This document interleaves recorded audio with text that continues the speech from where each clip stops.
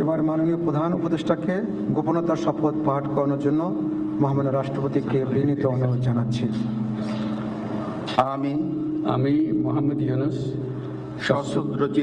সশ্রদ্ধ চিত্তে শপথ গ্রহণ করিতেছি যে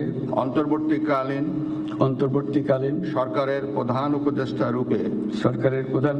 রূপে যে সকল বিষয় আমার বিবেচনার জন্য আনিত হইবে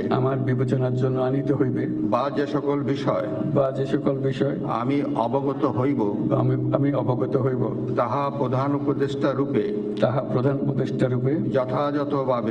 যথাযথভাবে আমার কর্তব্য পালনের প্রয়োজন ব্যতীত প্রত্যক্ষ বা পরোক্ষভাবে কোনো ব্যক্তিকে জ্ঞাপন করিব না বা কোনো ব্যক্তির নিকট প্রকাশ করিব না। ধন্যবাদ।